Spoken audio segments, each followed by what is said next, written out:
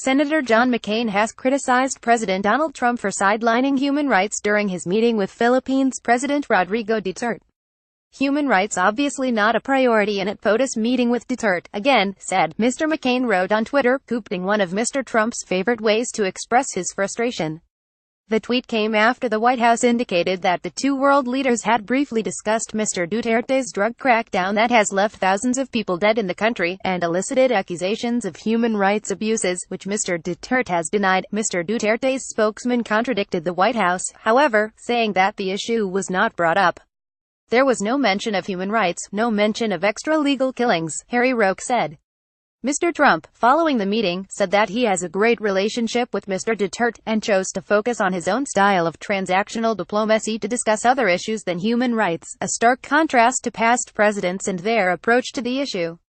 Mr. Duterte's spokesman said that human rights had not come up during their meeting, even as Mr. Duterte discussed the drug menace in the Philippines.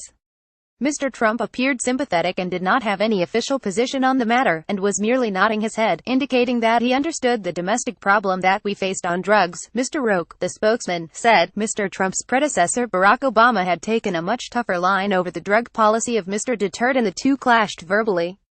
Mr. Duterte's spokesman Mr. Roque keen to play up the difference. He described the relationship between the two presidents as warm, friendly and candid. It's very apparent that both of them have a person who they consider as not a best friend, he added. They have similar feelings towards former U.S. President Barack Obama. Since taking office, Mr. Duterte has overseen a massive and controversial war on drugs that have left thousands of suspected or alleged drug addicts and dealers dead in the streets. More than 3,900 people have been killed so far, although human rights groups claim the number is much higher. Mr. Duterte's government says the police act in self-defense, but critics say executions are taking place with no accountability. Mr. Trump was criticized in April for praising Mr. Duterte in a phone call and saying he was doing a great job in countering the illegal drug trade. In a joint statement, the White House listed human rights as the third topic discussed, but 14 in total. The two sides underscored that human rights and the dignity of human life are essential, and agreed to continue maintaining the human rights agenda in their national programs to promote the welfare of all sectors, including the most vulnerable groups, the statement said.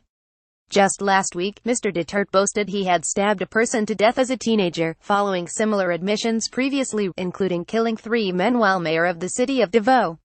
Not everyone was happy with the meeting. As the two leaders met, hundreds of left-wing protesters clashed in central Manila with riot police, who used water cannons to disperse them. The demonstrators chanted slogans against the drugs crackdown and Mr. Trump's escalating rhetoric on North Korea. They burnt an effigy of the U.S. president that showed the billionaire developer with 4 arms, all bent into the shape of a swastika. They were not the only concern of critics. Mr. Trump has business interests in the financial district of Manila, where he is connected to a 57-story, $150 million luxury tower. One of his partners is Jose Abantonio, a developer on the project, and also Mr. Duterte's trade envoy to America. As with much of the rest of his Asia trip, particularly in relation to China's President Xi Jinping, Mr. Trump relied on his personal relationships to try and push ahead with his agenda.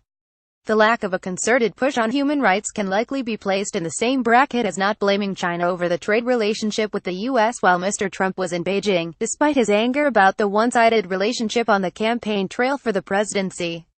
A sense of that personal bond was highlighted on Sunday, when Mr. Duterte sang a hit Filipino love ikaw at a gala dinner for summit leaders in Manila, saying it was on the orders of Mr. Trump.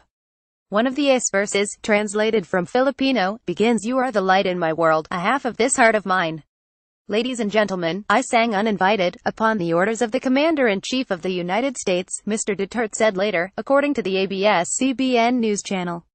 Mr. Duterte has expressed enthusiasm for closer ties with both Russia and China in recent months, leaving Mr. Trump little wiggle room if he wanted to keep Mr. Duterte on his side with the issues of the threat from North Korea and terrorism high on the agenda.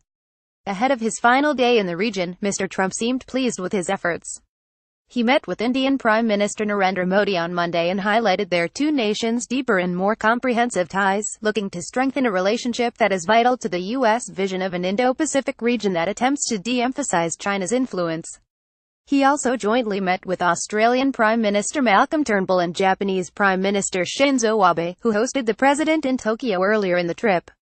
Mr. Trump was keen to play up progress on both trade and the issue of North Korea.